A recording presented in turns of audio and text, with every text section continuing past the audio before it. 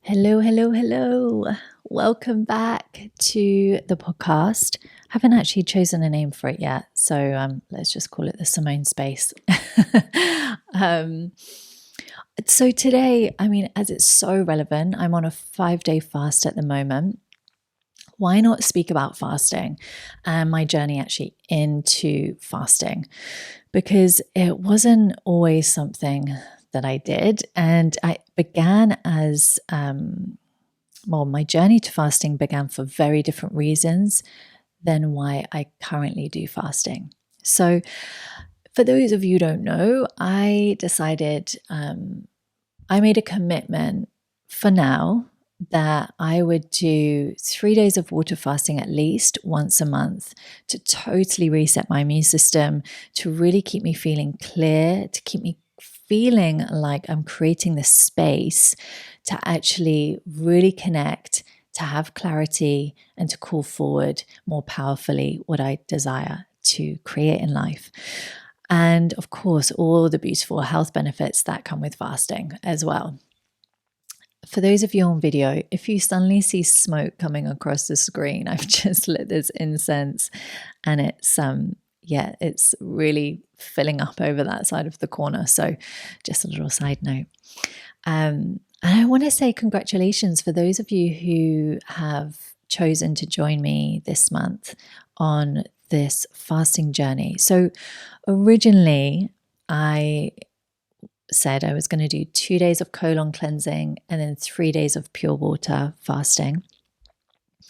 But this morning, yesterday, when it began, my body was already eliminating a lot just naturally. It's almost like my body knew this was coming and it was like, okay, we'll clear the way for you.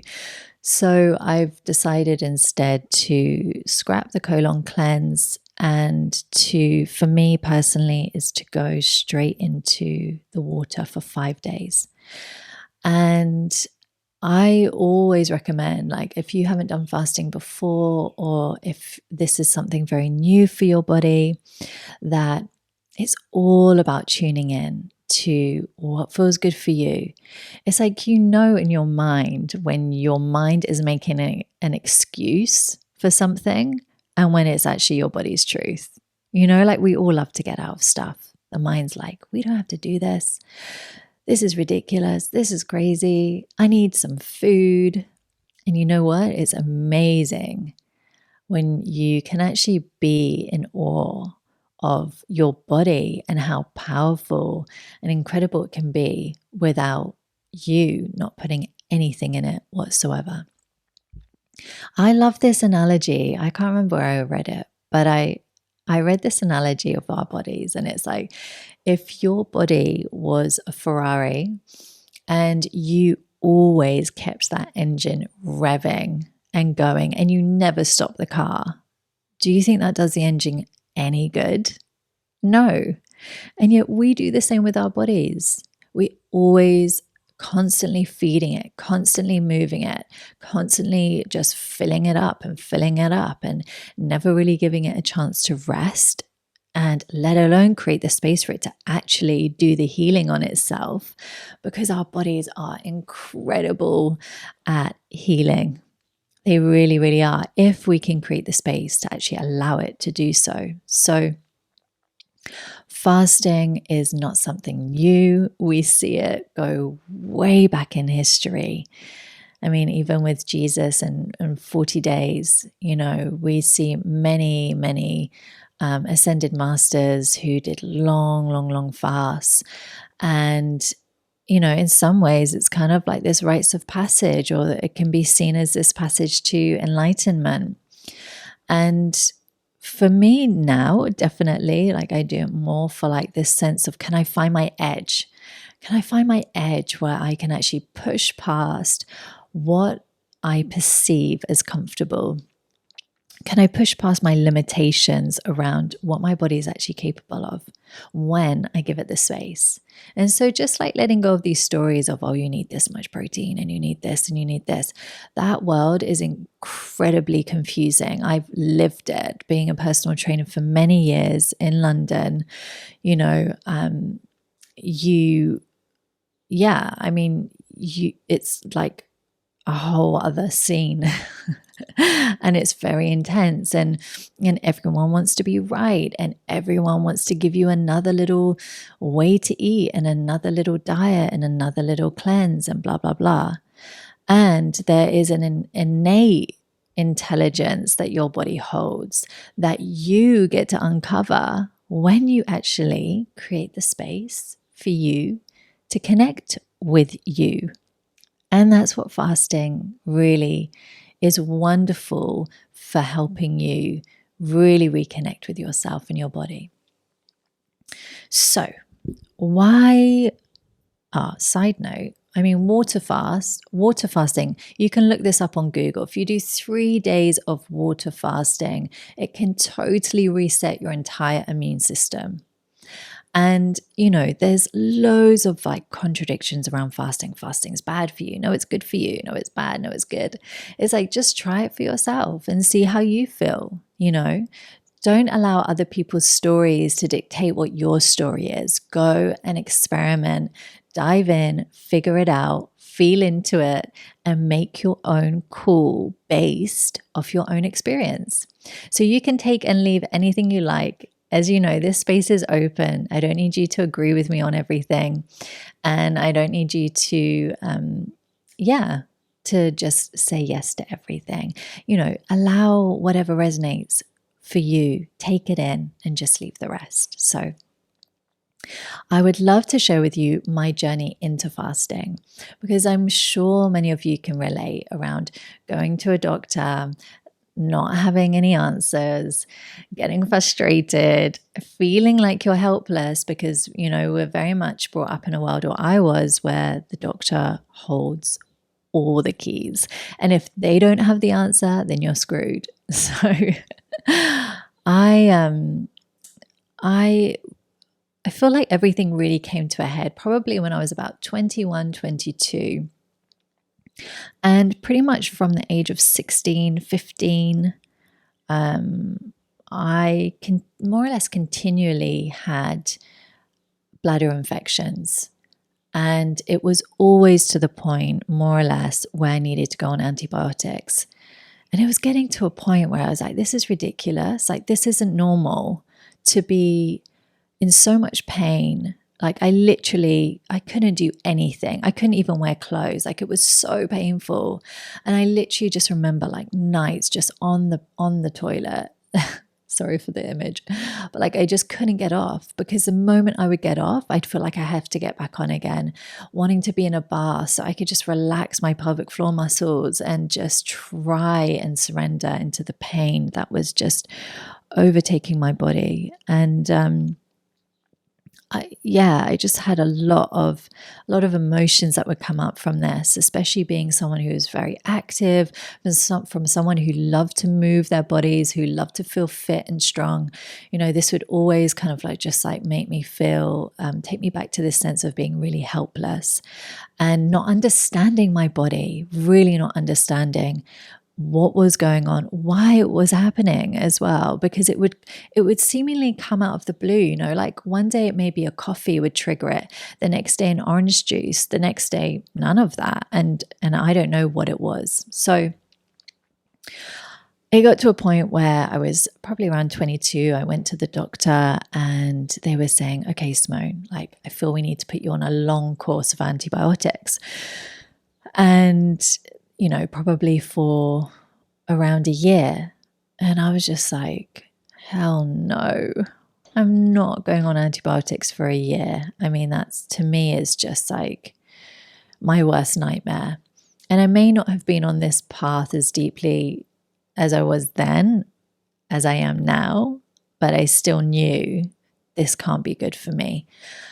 And I went for loads of tests. They did internal tests, they did ultrasound tests, they did blood tests, they did everything they could think of, they did to me. And at the end of the day, they still couldn't find anything. They couldn't figure it out why this is reoccurring for me all the time. And so they said, well, casually, maybe you may have stomach cancer. We don't know. And you more than likely might not be able to have children. So that was like a real, like, what? You kidding me? And how can you just throw this maybe out? Maybe you've got stomach cancer and then just kind of like leave it. So that was a massive wake up call, because I was like, okay, like this system isn't going to help me. And I don't want to go down that route of antibiotics, because I don't believe that's the answer at all. And I knew from a baby I'd been on antibiotics from something that I contracted when I was born. So innately, I knew that my immune system was incredibly weak. And I was kind of known, like in the family, oh, Simone, if she catches a cold, it's going to go to her chest and it's going to be a chest infection and it will, always grow into something. So this idea of antibiotics was not the one. So I was, at the time, 22, I was massively in my personal training world. I was massively on the protein. I was lifting heavy weights all the time. I couldn't, by the way, touch my toes, not even close. It was incredibly tense and stiff in my body. And I had all the supplements you could possibly think of. On surface, healthy girl. But I really, really wasn't. I was known that if I was going to a friend's barbecue, I would just kill like 20 chicken wings or 20 drumsticks and maybe a bit of salad and probably nothing else. I mean, I had always like this real attachment to food. I would get really moody if I didn't have food, and I was always packing away lots and lots of food in my body. Not really thinking about it, because for me, when I was that age, I was like, well, I'm training so I can eat whatever I want. And it's like, yes, and like what you eat massively affects how your body feels, the inflammation in your body, and the energy, because food holds energy, right? And so that energy is also then coming into your body. So I decided at that time I was going to just go totally vegetarian. I was going to cut out the meat, especially the chicken, and all meat, and I was just going to go veggie. And I did that I feel like I did that for probably 1 or 2 years. And I felt great. Actually, that was a massive breakthrough for me, because when I did stop eating meat, I did actually stop having all of the urine infections, all of the bladder infections went.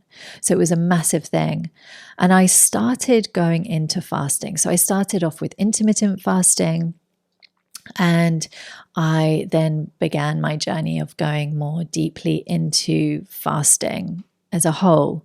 Now, I did lots of research. I really kind of did my due diligence and really feeling into what felt good for my body. So I've done 10-day citrus cleanses, and that was extremely pulling for my kidneys. I mean, I just remember at day 3, like all of my symptoms of my bladder infection coming back, and really having to be with myself and to allow myself to actually go through that process of feeling it all again, and knowing that my body was doing some deep, deep, deep healing work, and to continue on regardless. So it's not always easy. There will be challenges. And if you know that the response you're getting is a response of your body changing and releasing and pulling, then at least you can have some kind of comfort in that. Because for me in the early days, when I didn't know what was, like, you don't know what to expect. You don't know, is this normal that I'm feeling this? I'm feeling this ache in this part of my body, or I'm feeling this tightness in my chest. Like, is this normal? And for me, that used to freak me out, because I didn't know, because it was all new. And so the more you do it, the more you can actually start to just recognize the way that your body processes everything and how your body lets go. And so everything becomes a little bit more familiar. this is why I love this idea of doing it once a month, because it's like you can just dip your toe in. Maybe once a month you do a 24-hour fast. Maybe once a month you do an 18-hour fast, and you just play with it. So fasting is an incredible way for really healing the deep, deep, deep cells of your body. It really helps to give your body a chance to actually really calm down and just not be always built with like this tension and this inflammation in your body. Yes, it's challenging.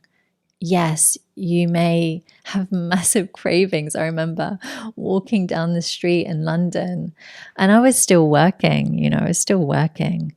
I remember walking down the street in London and just being like, I've never in my life realized how many food places are on this one street that I had to walk down until I was fasting, right? And then suddenly it's like everything's jumping out at you, burgers and pizza and like the best kebab and beautiful Thai food. And London was it's like any kind of food that you could ever imagine that you desire, you can get it more or less within like 15 minutes radius. So really strong temptations always in London.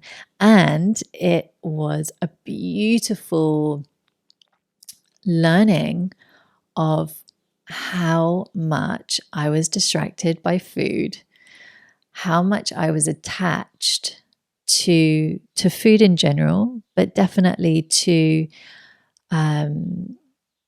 this desire to always fill myself. It's like I remember going through one point, I was living in London, I was doing really well, and I was doing a job that was like at the top of my game at that point. And everyone was like, I'm so proud of you, like it's amazing, you've got to this position and you're doing really well. And my body was ill every month because I was stressed all the time and it wasn't filling my soul up, at all. It was just depleting it so much. It was just leaking in so many areas. And so noticing like my food patterns when I was stressed, I would get home, I just want to like numb my emotions out, fill myself up. And this idea of fasting was terrifying for me because, it wasn't like I had many vices. I wasn't smoking weed and I wasn't drinking all the time. In fact, for a long time, I never even drank. And I hardly, for a long time, I just wasn't interested because I was brought up with alcoholism being really present in my life. And so for me, food was a massive one. That was like my crutch for sure, emotionally. And even though, you don't have to like, it's the subtleties of what you're reaching for when you feel stressed. It's the subtleties in which we distract ourselves or when we numb ourselves from actually just being present with ourselves and actually being able to be with it all without judgment, to actually be with all of our emotions and not feel like it's a bad thing that we feel this way, or our judge might come in and judge us for the thoughts we're having or what's going on in our lives. And it's like, oh, can we just be a little bit more kinder and softer and more open towards ourselves and to life? And for me, fasting, when I'm doing these fasts, I feel like this real opening, this real like sense of receptivity because I've literally created the space. So I've created the space to receive. I feel like on these fasts, like my days go into like this beautiful slow-mo. And it's like I can see and feel everything coming. I can feel when my body is contracting from something, and that something may just be a thought. Oh, you need to do this, or you have to do this. And my body just ever so slightly contracts. And it's like, oh, okay, can I just breathe in that? And can I open? Can I stay open? Can I stay soft and receptive? So having that, cultivating that space where you're creating a space for yourself to really see your patterns, to really see where you're contracting in life or what's causing you to contract, and then really catching it and then breathing into it and being like, oh, it's okay, baby, I've got you. Like, just, you're safe. You're safe. You can stay open. You don't need to close off. And that's been a massive journey for me in itself, is learning to stay open when my body wants to contract. Because I feel like for a long time, my body was always contracted. Yeah, now I can touch my toes. I still move like every day. I still move every day with or without fasting. And I move in a way that is in alignment with me. I'm not trying to force. I'm not trying to